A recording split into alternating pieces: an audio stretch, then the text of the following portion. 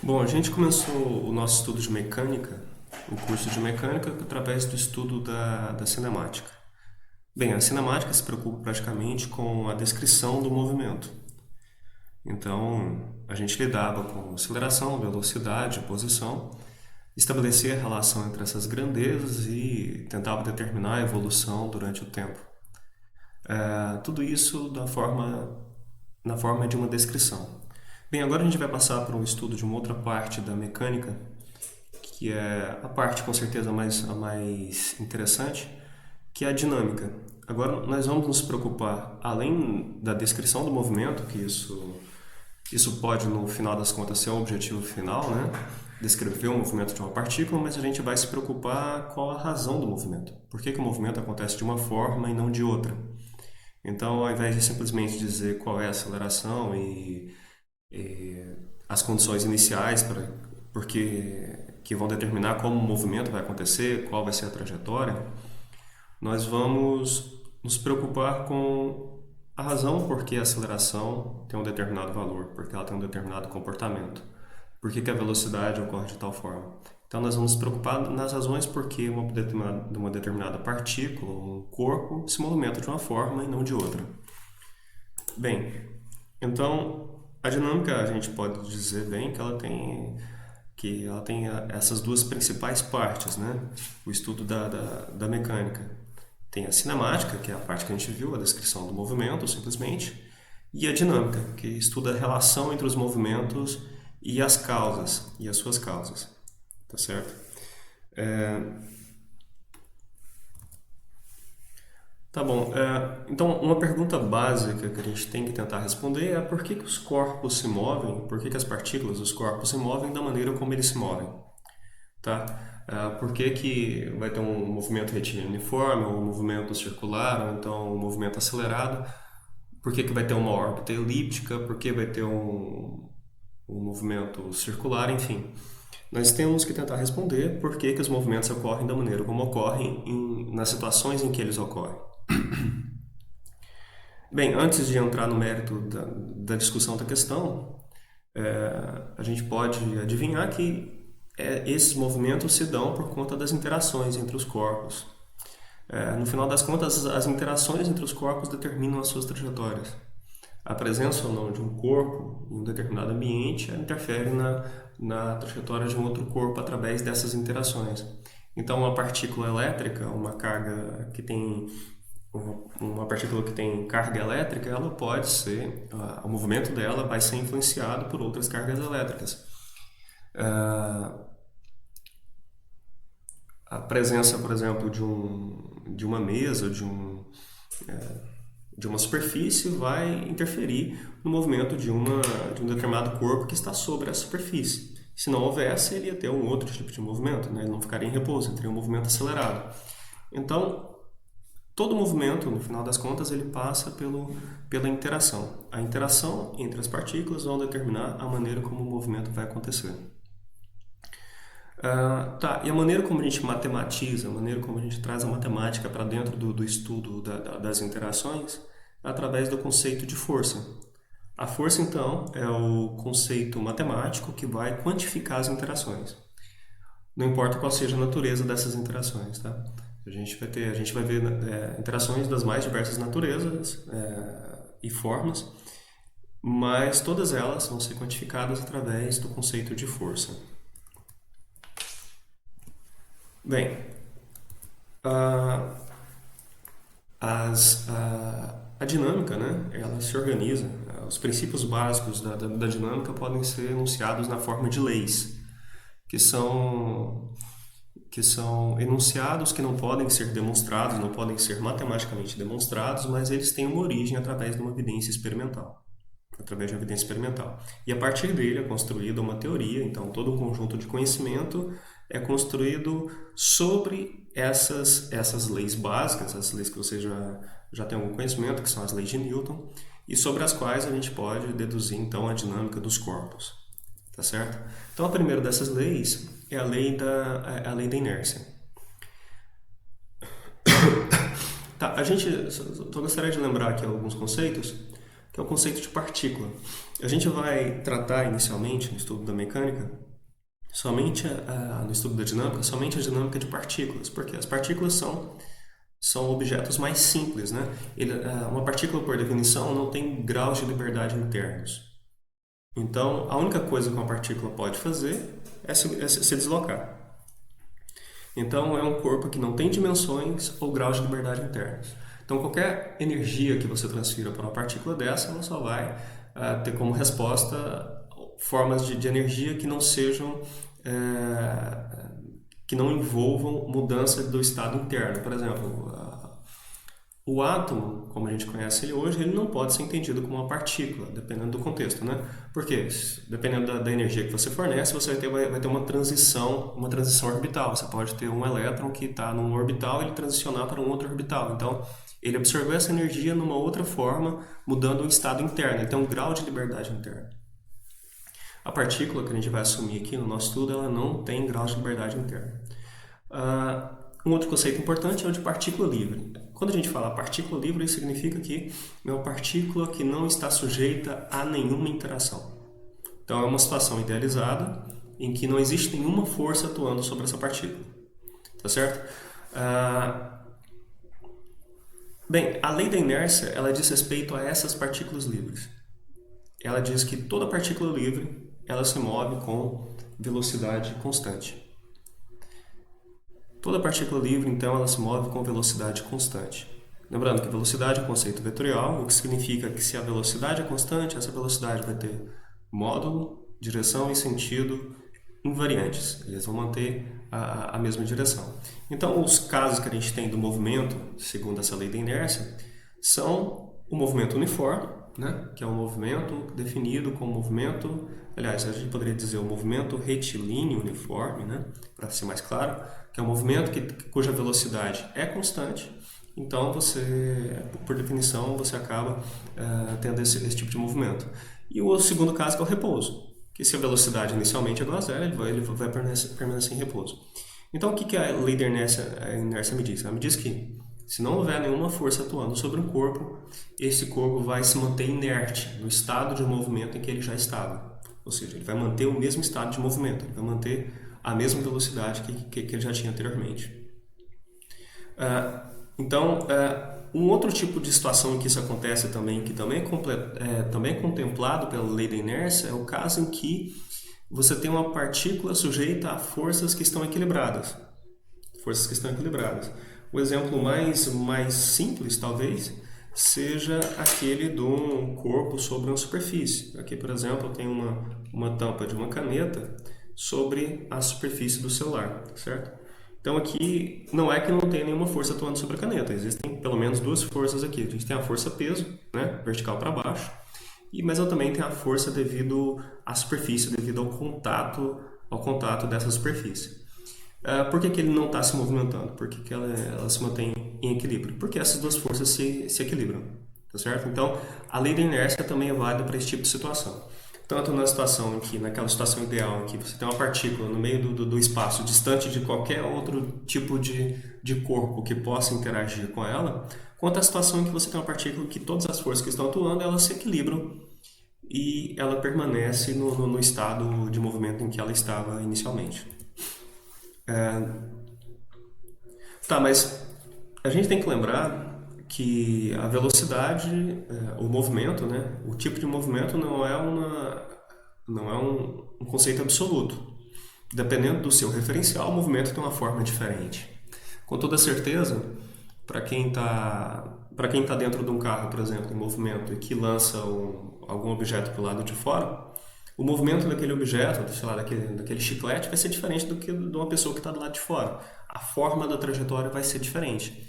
Então, essa lei não faz sentido se a gente não especificar para quais referenciais o movimento dessa partícula livre vai ser um movimento retilíneo uniforme.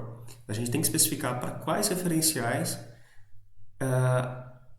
esse movimento a gente vai ter esse tipo de movimento. Bem, a gente tem que pensar que o movimento, a descrição de um movimento é sempre a descrição do ponto de vista de alguém, né? Seja esse alguém real ou imaginário, é sempre de acordo com o referencial.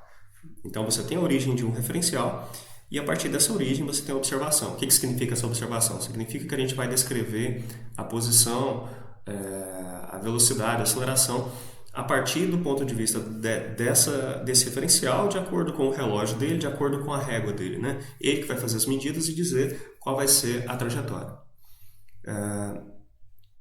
Então, a trajetória... Então, a gente tem que definir quem é esse observador para o qual a lei da inércia vai me dizer que o movimento é um movimento retilíneo uniforme, ou seja, que a velocidade é constante. Bem, o observador para o qual a lei da inércia é válida é uma partícula livre. Ou seja, o observador para o qual uma partícula livre vai estar descrevendo o movimento com velocidade constante, ele também tem que ser um observador, também ele tem que ser uma partícula livre. Ele também tem que ser uma partícula sobre o qual não tenha nenhuma força resultante. Então, qual que é a consequência disso? Então, do ponto de vista de uma partícula livre, todas as outras partículas livres se movimentam com velocidade constante.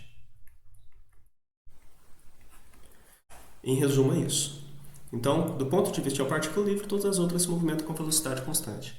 Então, mais um exemplo. Se eu tenho aqui, mais uma vez, uma tampa de caneta sobre essa superfície, certo? Do ponto de vista dessa tampa de caneta, essa outra tampa de caneta também é uma partícula livre, né? Não uma partícula livre, mas uma partícula sobre a qual não esteja atuando nenhuma força resultante, ou seja, as forças se equilibram, então, uma do ponto de vista da outra, ele está com velocidade constante. Nesse caso, a velocidade é zero.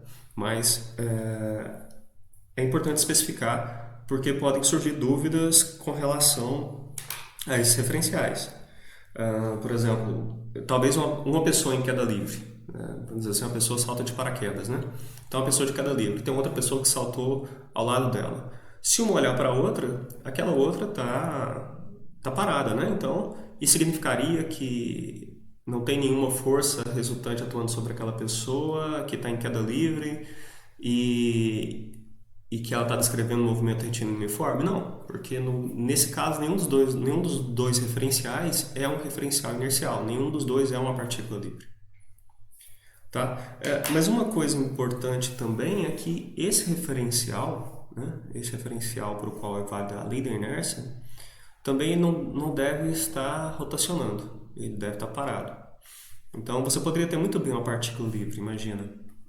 Uma partícula livre que é o seu referencial, né? Então você faz os eixos para observar o movimento, certo? Só que esses eixos, eles poderiam estar girando. Imagina uma partícula que está girando em torno de si mesma. Uma rotação em torno de si mesma. Do ponto de vista dessa partícula que está no centro desse referencial, ou seja, do observador do movimento dessas outras partículas livres, essas partículas todas estariam girando. Então, imagina que ela está girando nesse sentido aqui, certo? Que inicialmente aqui em magenta é um instante inicial e depois num instante posterior os eixos são esses eixos cinzas aqui, certo? Então ela teve um deslocamento angular aqui, certo? Ela fez esses eixos eles se deslocar. Então, imagina uma partícula livre que inicialmente estaria, vamos dizer, nessa posição aqui, certo? As coordenadas dessa partícula ela teria um x pequenininho aqui, positivo, né? E um y positivo aqui também, certo? Agora, como houve uma rotação, se eu olhar agora do ponto de vista desse sistema de referência rotacionado, as coordenadas já teriam valores bem diferentes. O valor de x já seria bem maior e o y seria bem menor, certo? Então, do ponto de vista desse referencial, se eu representar aqui, representar ele estático, como se ele estivesse parado, é como se aquela partícula estivesse girando, né? Então, é como se, imagina que você estivesse ali no centro de um eixo de um carrossel, né? E você olhasse para o mundo em volta. Por mais que as pessoas estejam paradas à sua volta, do seu ponto de vista, que está girando, todos eles estariam girando no sentido contrário da sua rotação. tá? Então, o referencial para o qual a lei da inércia é válida é um referencial que ele não pode estar rotacionando, tá certo? Tá, uma pergunta que pode surgir é: quais são exemplos desses referenciais, né? A gente não pode dizer que exista um referencial desse tipo, estritamente exista um referencial desse tipo. Porque no final das contas, por mais que as interações que a gente conhece, né, elas acabam se diminuindo a sua intensidade à medida que a distância aumenta. Você pode falar isso da interação gravitacional, que quanto mais distante, menor a interação, menos relevante ela é. Você pode falar isso também a respeito da interação elétrica, da força magnética, enfim. Por mais que, se você tivesse uma partícula isolada, né, de qualquer outra das partículas, essa interação seria muito pequena, ainda assim ela não seria zero, né? Existiria uma interação e que então faria com que esse referencial não fosse um referencial inercial em si, né? Tá, só para deixar claro, referenciais inerciais são referenciais pelo qual é válida a lei da inércia, ou seja, são referenciais de partículas livres. Tá, mas a gente tem alguns referenciais aproximados, né? Que a gente pode dizer que são referenciais aproximados para essa situação. Que são sistemas que têm uma aceleração tão baixa que para você ter interferências na descrição do movimento devido a essas acelerações, eu precisaria de um tempo muito grande. Um exemplo seria o exemplo clássico, né, que até mesmo Newton trouxe lá quando formulou as suas leis, a lei da inércia das estrelas, chamou estrelas fixas, né? Porque as estrelas, não é que as estrelas sejam referenciais inerciais, né? Existe uma dinâmica das estrelas, né? Você tem as galáxias, que elas estão, algumas galáxias, você tem esse movimento espiral das estrelas, mas acontece que esse movimento, essa aceleração é tão pequena do ponto de vista dos experimentos, ou então dos fenômenos que a gente tem no dia a dia, que a gente pode considerar, né, para a duração de qualquer fenômeno que a gente esteja durando, aquele referencial como referencial inercial. A gente pode considerar aquele referencial como inercial. Tá, mas antes de a gente entrar no mérito dos referenciais inerciais, uma coisa importante é a gente falar sobre como as observações de um referencial inercial se relacionam com as observações de um outro referencial inercial, né? Essa relação entre referenciais distintos, elas são dadas através das transformações de Galileu, tá? Isso aqui, aliás, aqui já vem uma primeira restrição do nosso estudo.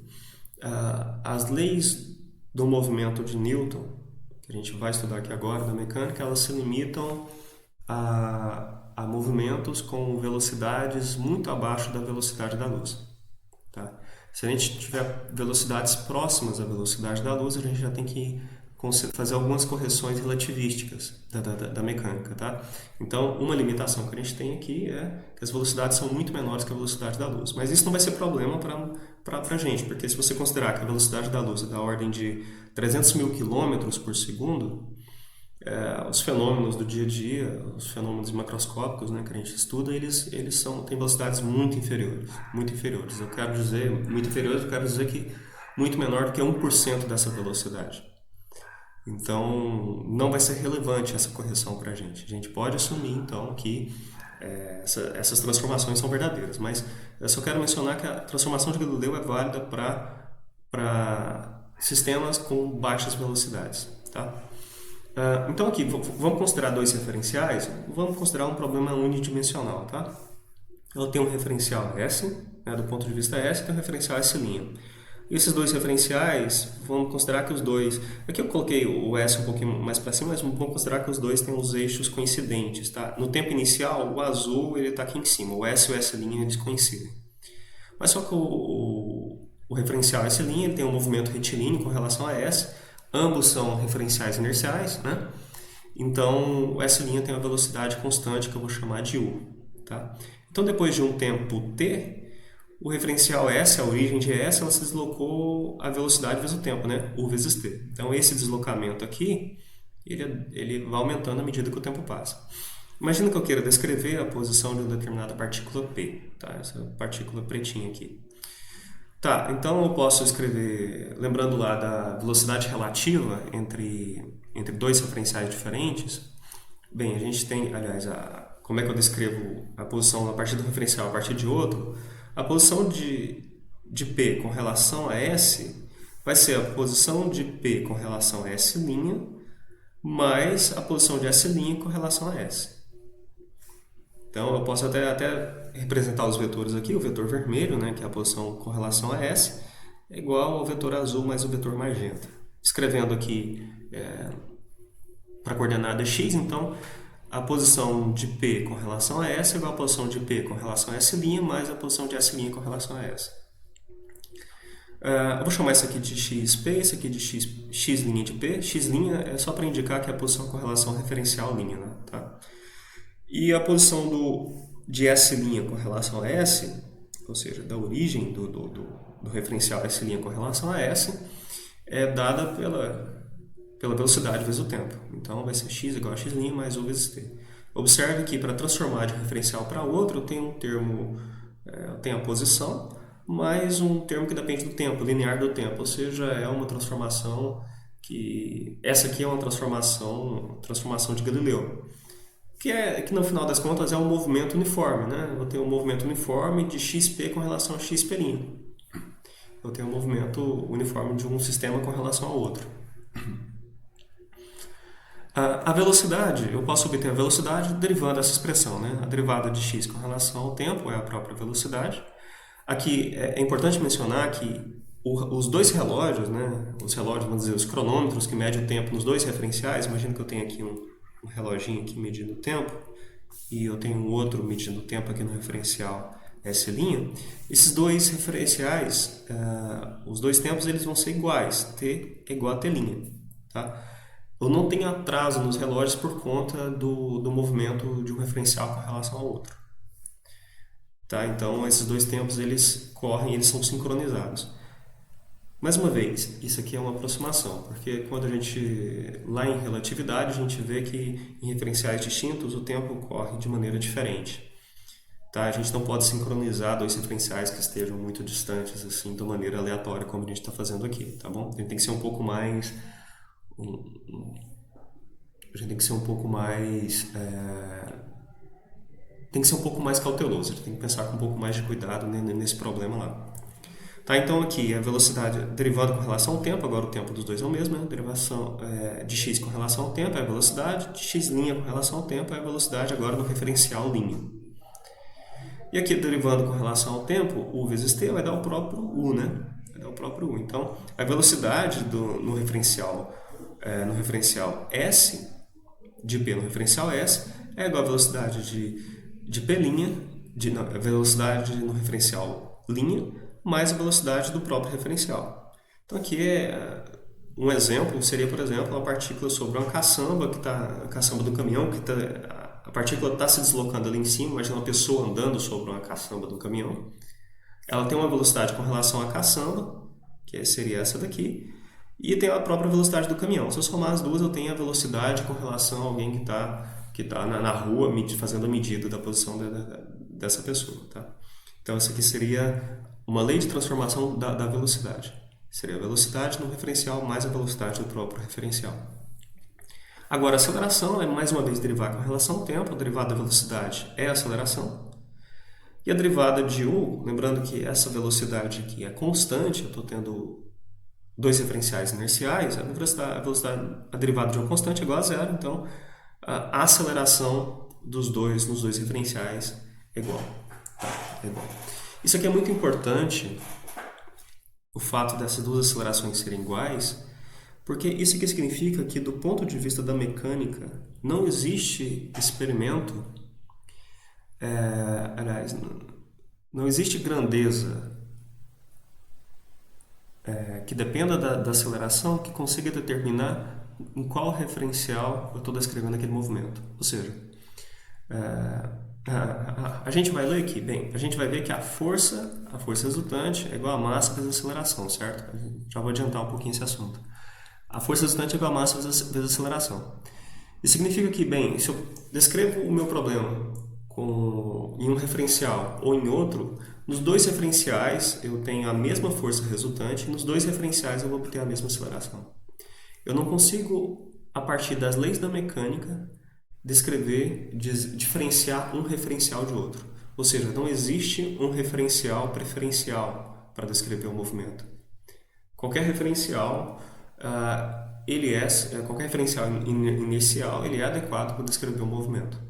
Tá? Então, isso aqui é muito importante porque as leis do movimento, no final das contas, elas vão interferir diretamente na aceleração da partícula e não vai ser diretamente na velocidade, né? A velocidade a gente obtém depois, mas e que a gente não consegue distinguir um referencial de outro através das leis do movimento. Não vai ter experimento em que eu faça medidas de força e que eu consiga distinguir um referencial do outro.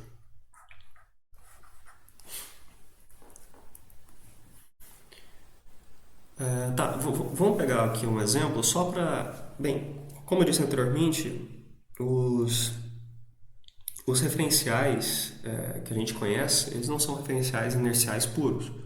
A Terra não é um referencial inercial, o próprio Sol não é um referencial inercial, mas a gente tem que estimar o quão preciso, o quanto eles destoam de um referencial inercial. Ou seja, qual é a aceleração desses referenciais e se essa aceleração é relevante ou não para os experimentos que a gente vai tratar. Então aqui nessa figura aqui eu tenho uma representação desses referenciais, tá? Aqui é a galáxia, tá certo? E o Sol ele orbita algum ponto próximo do centro da galáxia, certo? Então essa aqui é a trajetória do Sol. O raio dessa órbita é da ordem de 3 vezes 10 a 20 metros. E o período, o tempo para ele dar uma volta é da ordem de 2 vezes 10 oitava anos, ou seja, 6,3 vezes 10 a 15 segundos. Certo? Então tem um movimento, aproximadamente um movimento circular uniforme, e que a gente consegue determinar, a gente sabe que para obter um movimento circular, né, a gente tem que ter uma aceleração que é centrípeta. Então, se a gente estimar o valor dessa aceleração, a gente vai saber o quanto o nosso Sol está acelerado e de maneira e também por consequência o sistema solar está acelerado e o quanto isso vai interferir nas nossas medidas de laboratório, adotando esse sistema como um sistema inercial. Tá, então vamos olhar para a órbita do Sol, certo? Para essa órbita, então, a aceleração centrípeta é a velocidade ao quadrado dividido pelo raio, a gente vê isso em movimento circular. Acontece que a velocidade do movimento circular é dada pelo comprimento dividido pelo tempo, né? Esse comprimento de uma volta completa é igual a 2π vezes o raio e o tempo para dar uma volta é um período. Então, é 2πr dividido por t, dividido pelo raio. Desenvolvendo isso daqui, eu chego a essa expressão, que é 2π elevado ao quadrado vezes o raio dividido pelo período de uma volta ao quadrado. Certo, então essa aceleração centrípeta, substituindo esses valores, né, o valor do raio e do tempo de um período, fazendo os cálculos, a gente chega a algo da ordem de 3 vezes 10 a menos 10 metros por segundo ao quadrado. Só para a gente ter uma ideia do tamanho disso daqui, né, se isso aqui é grande ou não, 10 a menos 10 é a ordem de grandeza comum de um átomo, né, do tamanho de um átomo. 10 a menos 10 metros é a definição do Angstrom. Então, a aceleração centrípeta do Sol em torno do centro da galáxia é da ordem de 3 angstroms por segundo ao quadrado. O que significa isso? Significa que a aceleração é da ordem de 3 a cada segundo, né? Eu tenho uma variação da velocidade, né, do sistema solar como um todo, da ordem de um átomo por segundo. O que significa que é uma aceleração muito, mas muito pequena. Se a gente comparar isso com as acelerações usuais que a gente tem do ponto de vista macroscópico, né? Uma vez que a gente está sujeito à aceleração da gravidade aqui na superfície da Terra e a aceleração da gravidade é da ordem de 9,8, vamos dizer 10, né? Da ordem de 10 metros por segundo ao quadrado, Então isso aqui é 11 graus, 11 ordens de grandeza menor do que a aceleração da gravidade. Então é muito pequeno. E praticamente, eu posso desprezar e considerar o sistema solar como um referencial inercial. Tá? Acontece que além dessa situação, a gente também além de estar no sistema solar, a gente também está na Terra, né? A Terra descreve um movimento de translação em torno do Sol, que também tem as suas dimensões aqui de raio e período, né? O período de um ano. E se a gente calcular, então, a aceleração centrípeta para a Terra girar em torno do Sol durante um ano é da ordem de 6 milímetros por segundo ao quadrado. O que também é muito menor que a aceleração da gravidade. Olha, é 4 ordens de grandeza menor do que a aceleração da gravidade. Então, mais uma vez, a gente pode considerar, para a maior parte das situações, a Terra, né, o movimento de translação da Terra, como um referencial inercial. Só que a Terra, além de ter esse movimento de translação, ela também tem um movimento de rotação em torno do próprio eixo. Né? Ela está girando em torno de um eixo que passa pelo centro dela. Bem, esse movimento de rotação, que dura um dia, 24 horas, né, e ele vai ter uma aceleração que depende...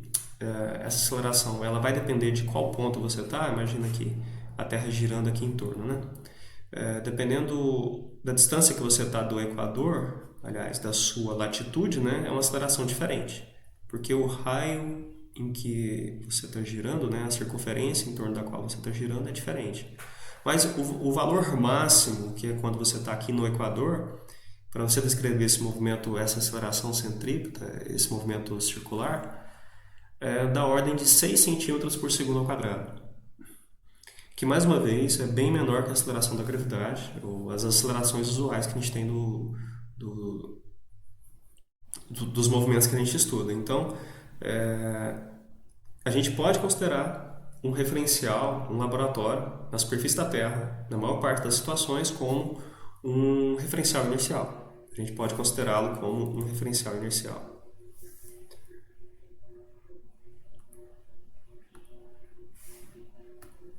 Tá, só vou tirar aqui para ficar mais claro. A gente pode considerá-los um referencial no laboratório como um referencial inercial. Tá bem? Vamos só visualizar então essa primeira lei. Aqui eu tenho uma simulação em que a gente vai visualizar a lei da inércia, tá certo? Aqui é a situação em que, bem, inicialmente não tem nenhuma força aplicada, então o corpo está parado, certo? Então agora eu vou aplicar uma força. E deixa eu mostrar aqui a velocidade, os valores. Tá, enquanto eu estou acelerando, observe que a velocidade está aumentando, né? Porque eu tenho aceleração. A lei da inércia me diz isso. Enquanto tem aceleração, a velocidade aumenta. A partir do momento em que eu parei de aplicar uma força, a velocidade se mantém constante. Aqui é uma situação ideal. Isso aqui é um modelo, né? É um modelo matemático que mostra a previsão da lei da inércia. Agora, se eu aplico uma força no sentido contrário, eu vou ter uma desaceleração. Enquanto essa força atua, a velocidade diminui. Eu tenho a variação da velocidade. A partir do momento em que eu parei de aplicar a força, então eu não tenho aceleração. Esse tipo de situação é bastante incomum, né? E pode gerar algumas suspeitas com relação à lei da inércia. Aliás, é muito mais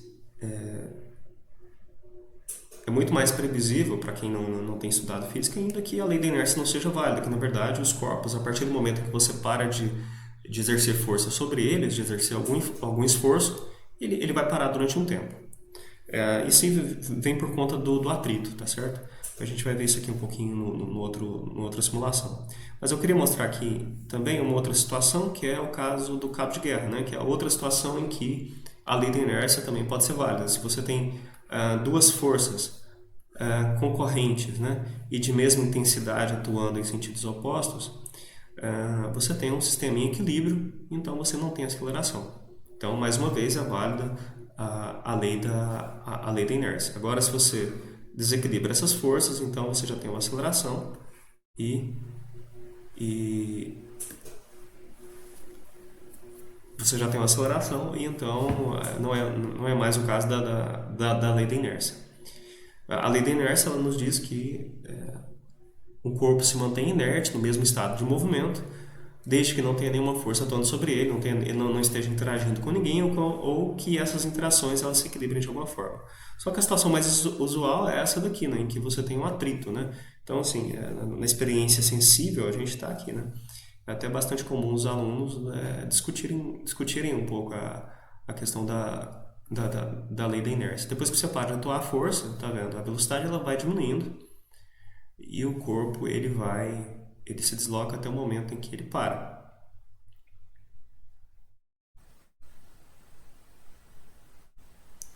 Isso acontece por conta do atrito entre essas duas superfícies. À medida que você vai diminuindo o atrito,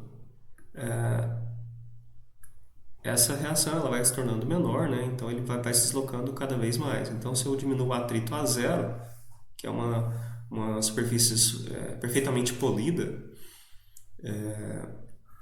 então a gente teria um movimento com velocidade constante. Então seria um movimento em que não tem nenhuma força resultante atuando sobre o corpo.